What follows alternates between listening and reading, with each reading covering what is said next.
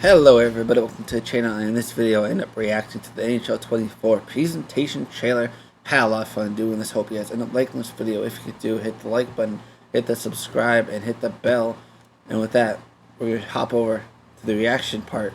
Hope you guys had a good day so far. Keep having a good day, and I'll see you again tomorrow. Alright, so here we go. How's it going, guys? I'm Tactics HD, and this is the presentation. This is not me. For NHL24. Yeah, NHL24's presentation trailer. I'm going to let the video do more of the talking, and then after each segment, I'm going to jump in and give you guys my reaction. If you guys have never heard of me, I'm making NHL content on YouTube So we're going to for 10 listen years up. now, and last month I got to sit down with the lead presentation producer NHL David Pritchett. We talked about all the new features and changes to the upcoming game. Now, my first question was about the new Hype Moments feature. So Hype Moments is one new thing coming out. We kind of expanded out what we call, at least under the hood, the crowd engagement score, or the CES. So there's positive events, there's negative events. And as you kind of build up positive events, it really gets the home crowd kind of riled up. So I'll pause it. So we'll let this keep in for a second until it gets to the next segment. And the next feature I'm really excited. So pretty much the way that's going to work is that, and you kind of heard it at times in NHL 23 with the different teams, whenever the fans would chant "Go whoever go" or "Go whatever the team name is." But this time, now it's going to make it so that it's actually louder. It gets louder. It gives that more of a real life feel to the game, where if you're actually at a real game, sometimes the chants are going to be quiet and then they'll get a little louder. Sometimes they'll be loud right from the start, especially as things start happening, which is going to make it seem like more of a realistic game. They'll take away the arcade factor a little bit of it, which I think is going to be really fun. I think it'll make for a great, like, don't want to say background noise, but kind of like a great background noise to the game while you're playing, and even it might hype you up. I don't know. It depends on how you are, the type of player you are. If you get hyped up to the other noise in the background, if you're mainly focused on the game. But here we go with the next segment. NHL24 is the new Creation Zone environment. Basically, this is where you are whenever you're creating your Creation player, Zone environment. team. And a cool feature they added this year is the ability to create 30 more teams, 1,500 more skaters, and 200 more goalies than previous years, so those custom rosters should be awesome. But next, guys, I'll have Pritchett tell you about some of the different customization options within that mode.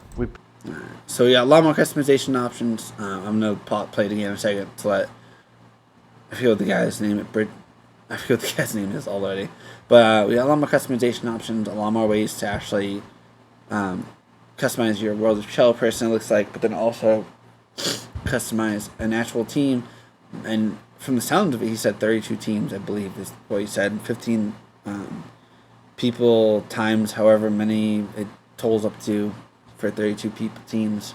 So you can make what seems to be like a whole new league. Like, if you don't want to use any of the NHL teams with the league or franchise mode or anything like that, you can, what sounds like, possibly make your own league, which should be pretty cool. I think that'll give, for the people that like to use creation mode a lot, and I know there's some people that use it a lot, especially for some video content that I've seen on YouTube. That's one area where it might come up more now, is that it's going to give people the ability to create more things and new things.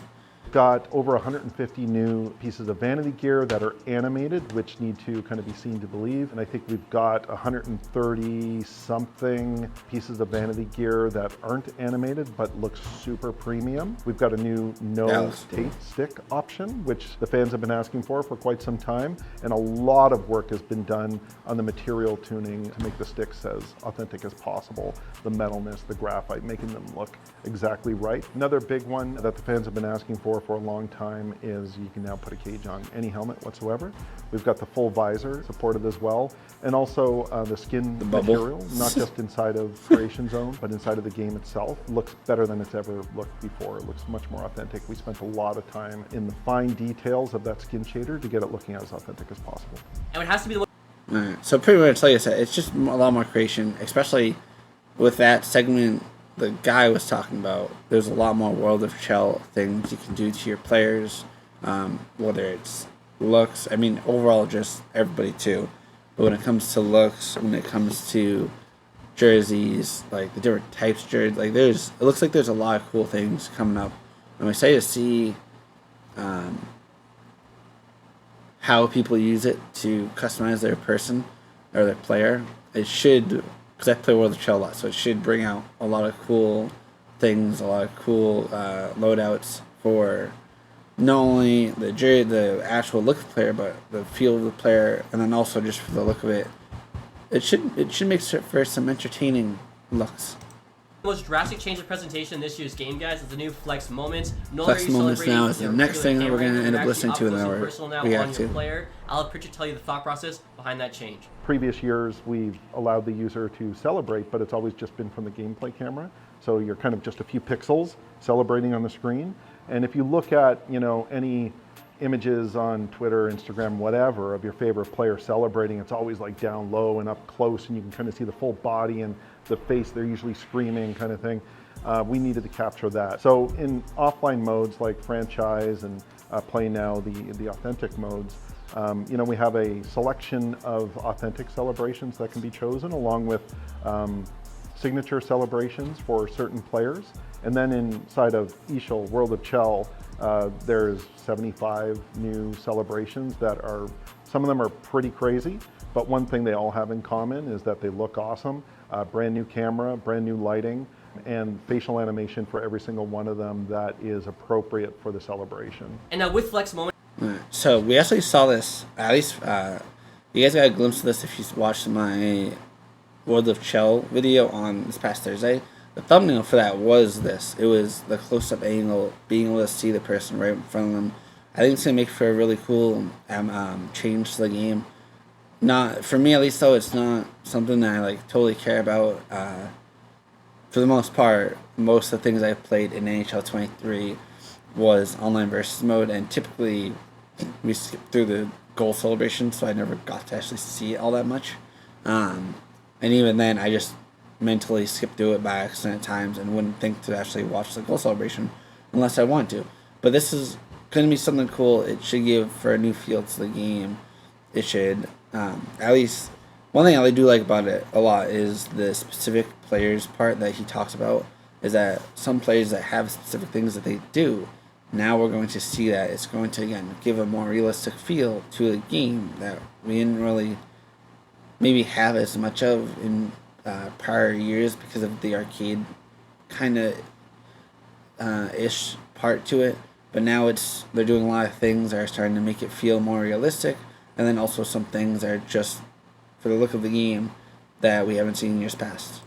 The other big change of presentation this year has to be the new dynamic rank boards. Obviously, some controversial opinions about those. Dynamic rank boards are to ensure that they're not distracting for players. When you score, we get a special animation there, and we bring up the most relevant stat. So if it's a career milestone or if it's an in-game milestone like a hat trick or something like that, that's what we're going to showcase on the boards. And then in the World of Chell, there's this whole new kind of customization, player banners we call them, but they're graphics that you can kind of customize your character with, and they kind of take over the boards as well. It's very cool. And now with all that new information we just laid on the... Alright, so that's one. I'm pretty sure he's going to talk about a specific thing after this that's related to the custom boards, or the I forget what the wording is I'm trying to use, but the board's changing. I think it's going to give more of a, this is kind of going back to the arcade feel to me, not really the realistic feel, but it's definitely going to give that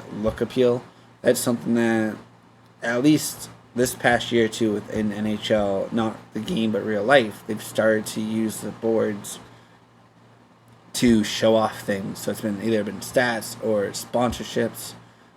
Sometimes it's messed up the look of the game because it's new, so they haven't gotten it to look right at times yet. But this is one thing that now they're doing in the game, which should give us playing a kind of an eye-catching look to it. Again, something that we might not think about all that much. One thing that he'll talk about a little later, with people playing without audio, that's something where this is going to come into play a lot more, where it's going to give people eye-catching moments. But again, just overall for the goal celebrations and a lot of the things that happen in the game, this is something that's going to be really cool. It's going to give a new feel to the game, and it's going to give people more things to look at after they score, because it's going to bring up more stats and all these other things that's going to pop up. The boards. I asked Pritchett how that could potentially help players who play without audio, which And I here's the no sometimes audio feel, not part gonna that I lie. just mentioned. Here's his thoughts. I knew this was So going we've to come heard up a at some lot point. about people obviously not playing with audio. And while audio is awesome and everyone should play with audio, we get it. There are people that don't want to play with audio. Instead of doing something like bring up an overlay or something like that, we just put it on the boards themselves. So if there's a delayed penalty, the empty net, so a goalie got pulled, those types of things, we now just put up on the boards. And users, the great thing about it is like users don't have to break focus. They don't have to take their eyes out of the game world and kind of look at an overlay or look up at the score clock. They can just kind of, they see it already just from playing. They just kind of see it out of the corner of their eye. And it's a super effective way to kind of communicate information, and it's helpful whether you've got audio or not. But definitely for people that don't have audio, it's super helpful. And now Alright, so that's the other half that I was talking about with the feature, kind of making it so if you don't play with audio, it gives you a benefit. And even playing with audio, more often than not, I've had that issue where I'm playing, a penalty happens, and then, because usually it's on the scoreboard, it's on the bottom of your screen. For the most part, I'm pretty sure everybody has it on the bottom of their screen with the way that it's set up. You're not able to put it anywhere else, I think. But it gets distracting because you're playing and then a penalty happens. At least you think one happened, or you think a goalie's getting pulled, or you think other things are happening, and you have to look down at the bottom of your TV or your monitor if you're playing with the monitor, just to be able to see if something's happening, and then you're losing focus on what you're actually doing with your players. So you're kind of losing half a second to a second of playing time where you're getting distracted to look for one thing when you shouldn't have to. This gives people the ability now to just play, and for the most part, we all see the boards while we're playing, so this should give people, definitely myself, an easier time recognizing that there's a delayed penalty or that their goalie's getting pulled or whatever could be happening that might show up. I don't know how much else is going to pop up on the boards when it comes to like penalties and that kind of things, those kind of things, and we saw kind of how it's going to look. But that's going to be one benefit, is it popping up on the boards.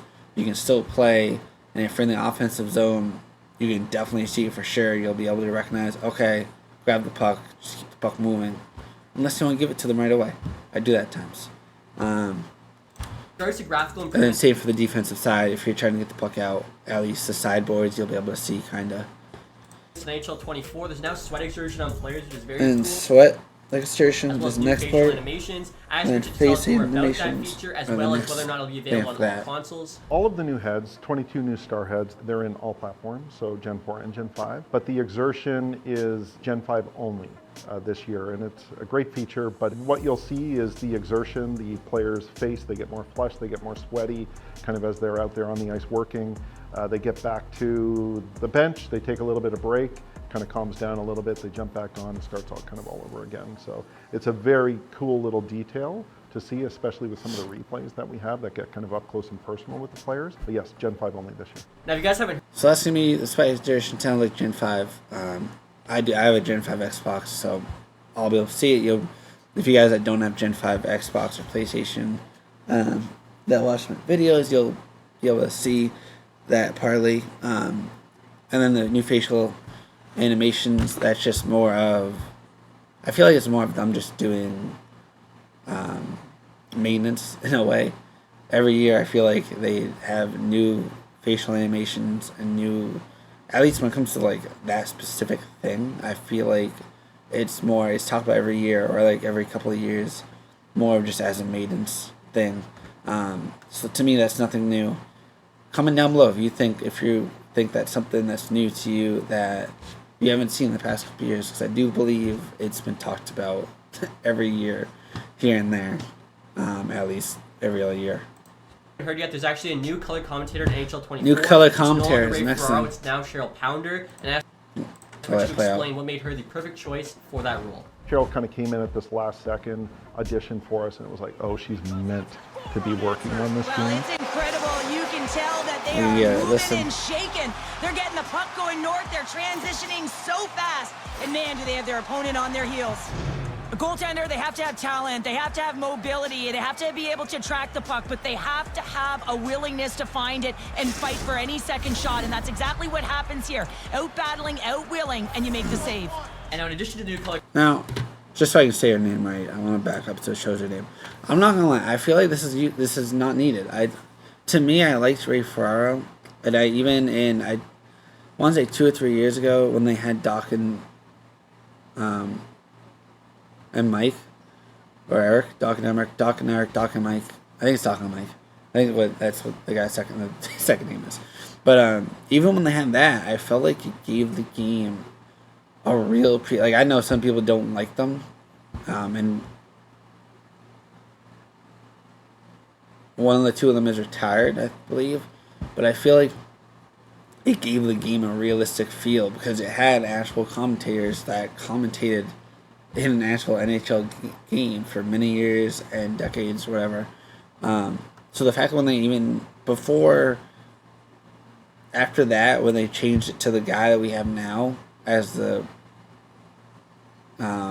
commentator, I felt like I was kind of sad because I was like, all right, this guy's cool. He sounds okay, but I loved those two guys. I loved Ray Ferraro as the third guy. It made me feel like I was actually playing a real game or watching a real game, and especially with the intros that they had the first year when they had all three of them, it felt like a real game was happening. The pregame felt realistic. For me, at least, it felt the most realistic that's ever felt in years. Now things are changing. Now we have Cheryl instead of Ray Ferraro.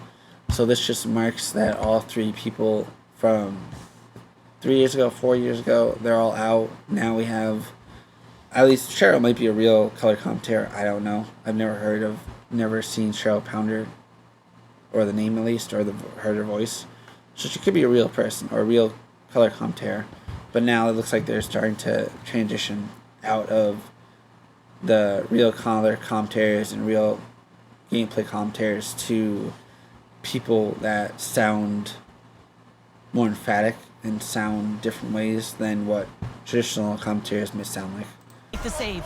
And now in addition to the new color commentary, guys, there's actually authentic tracks being used as part of the new face-off So moments. face-off moments now are a big thing that's Face-off changing. moments are pretty awesome. We're bringing authentic music back into the back end of the game, or the actual game itself. What we're really going for is authentic emotion. So, and then we're going to also get an example before I react to everything.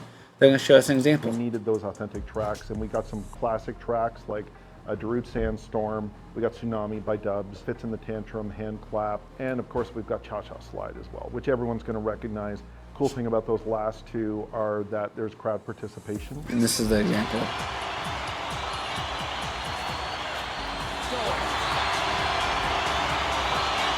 Now, my favorite presentation feature in NHL23 had to be the on-ice projection, so I asked Pritchard whether or not we'd be getting any new unique... So I'm going to hold our pause for a second. I know this is going to jump into the next thing. But yeah, so it's more different soundtrack, which, again, every year happens. But the face-off animation, it's going to benefit from this, where for the most part in NHL 23 and a couple years prior, you would just get the camera that zooms in on the top, which it does that in real NHL or real hockey, which I like. It gives it that realistic feel. But this now will give a little bit of the pre-face-off stuff happening, more emphasis, and it should give a better look to the face-off within that first couple minutes leading up to it, or seconds leading up to it. Pritchard had to say. It's a new on-ice To, projections. the teams that we didn't have an authentic on-ice projection for. So we've got Washington properly represented, we've got Montreal properly represented, we have the Seattle Kraken, which looks absolutely sick inside of the game, plus others as well. But yes, definitely an effort was made there to try to get away from some of those generic on-ice projections that we have for some of the teams and get as authentic as possible. And now finally here... And then, so I'll pause again. So we saw some of this with, I definitely can notice, I feel like the Seattle Kraken and Vegas Golden Knights, or sorry, not Vegas, Seattle Kraken and Avalanche, they're two teams, those two teams that had their own things going on in the on-ice projections. There are some teams, like it showed, I believe the Canadiens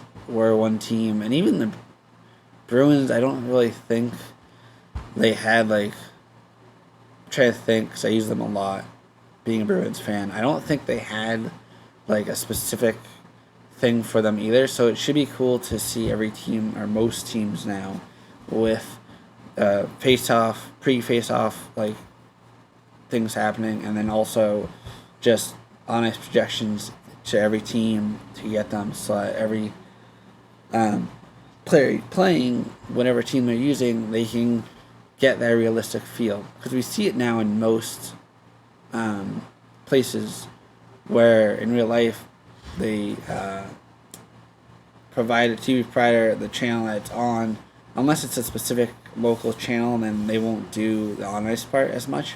But we'll see the bigger channels, the ones that are national wise, they'll do some of these on ice projections at times, and it looks pretty cool. So I'm happy to see it overall now coming to most teams in NHL 24. Guys, also a big one for franchise guys like me. I asked whether or not the offline replays were returning to NHL 24. And then offline replays. Yeah, so this year we brought back the full replays for all offline modes, Franchise, Be a Pro, and Play Now, and the others. So regardless of whether you're AI or a human-controlled team, you're going to get all of the goal replays.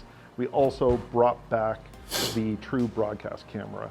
Consumers demanded that we bring that one back, so now we have 2 distinct true broadcast cameras in the game. And that does it for the NHL 24. So let's stop first. I'm gonna back up so I'm not like on this guy's face.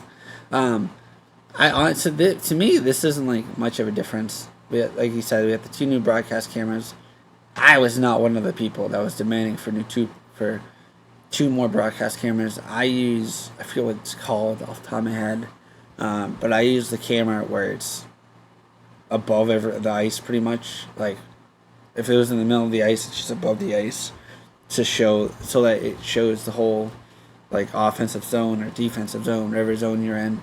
I use that. I don't use these broadcast cameras, so that doesn't really matter to me that much. And then I just want to remember what he said. They're off ice replays. Again, I don't really like. I was never a big replay person in the beginning with. Like, I don't care that's in the game. I'm fine with it. But I never really like cared all that much for it. So this is just one more thing where it's cool that it's in the game. They'll give maybe a little more of a realistic feel to it, because now we get more replays. But again, this is something that doesn't really affect me all that much. It doesn't matter to me that much. But again, that's all it is in the video. Let me know down in the comments what you guys liked the most. We got like 5 or 6 new things that happened. But with that, that's pretty much it.